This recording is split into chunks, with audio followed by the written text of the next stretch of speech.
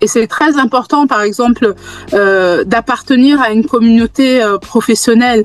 On a cette communauté de coachs où justement toutes les semaines, on partage justement nos difficultés, parce qu'on en a, nos cas de coaching, nos expériences, et puis, parce qu'un coach qui est isolé, c'est un coach qui est très, très dangereux. C'est très, très dangereux. Donc, c'est très important d'être dans un groupe, participer à des groupes et avoir une supervision régulière. C'est très, très important. C'est le deuxième critère. Et puis, le troisième critère, c'est le critère de déontologie et de transparence. Donc, un coach, vous devez avoir un contrat clair, le contrat vraiment avec des objectifs mesurables, une durée de coaching bien déterminée, des tarifs transparents, vous voyez. Donc, la clarté protège vraiment la relation de coaching.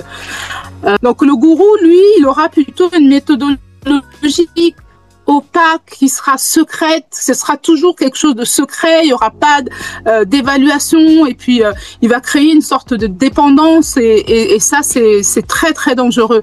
Donc le vrai coach va vous dire, je ne sais pas, explorons ensemble. Le gourou, lui, il a réponse à tout, vous voyez, et un vrai coach doit vous rendre autonome, vous devez être autonome et pas dépendant. Voilà. Et puis, le coach, vous devez pouvoir vérifier ses credentials. Je sais pas comment on dit ça. Voilà. Vous devez pouvoir vérifier tout cela. Donc, voilà. Le recours régulier à la supervision par un père expérimenté pour questionner la pratique. Mais tous les véhicules qui circulent dans nos capitales africaines, elles font des visites techniques. Et la visite technique, n'est-ce pas, est au coaching. Ce que la supervision est. On ne peut pas coacher si on n'est pas supervisé. Parce que la dérive arrive tout de suite. Comment on sait qu'on est en train de bien faire? Comment on sait qu'on est encore dans les règles de bonne pratique? Comment on le sait?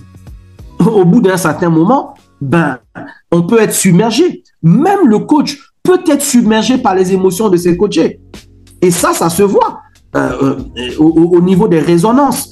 Vous pouvez faire l'objet d'une résonance affective par rapport à la situation qu'un client vous explique et qui est récurrente par rapport à une situation similaire par laquelle vous êtes passé.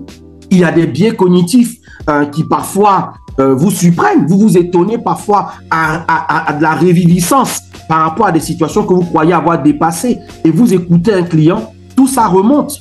Donc, avoir de la supervision en tant que coach, ce n'est même pas un luxe, c'est une nécessité. Que le coach éthique est un guide qui éclaire le chemin, mais laisse le client marcher par lui-même sur ce chemin. Le gourou, quant à lui, veut être le chemin, la destination et le guide qui porte le client pour le maintenir dans une dépendance affective et financière.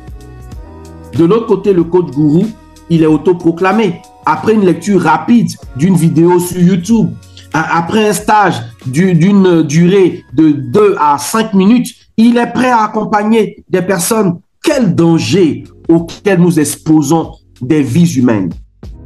C'est bien. Le coaching peut commencer par un appel. Le coaching peut commencer par un don. Mais le don qui n'est pas poli, l'appel qui n'est pas formé, peut devenir un désastre. Et ça, c'est quelque chose d'extrêmement important. Alors, imaginons un petit scénario.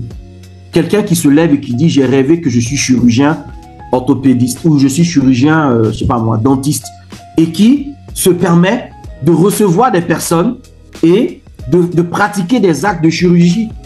Est-ce que vous imaginez les dégâts que cette personne est capable en fait de provoquer au sein des populations? C'est la même chose. Alors, n'allez pas demander à un gourou de se faire superviser. Il refuse toute remise en cause externe de sa pratique. Et pourquoi quand même me demanderait de rendre des comptes? Mais le fait de rendre compte à quelqu'un, c'est important dans la vie humaine. Quand vous ne rendez pas compte, quand vous n'êtes pas observé dans ce que vous faites, à un moment ou à un autre, la dérive va se présenter à vous. C'est humain.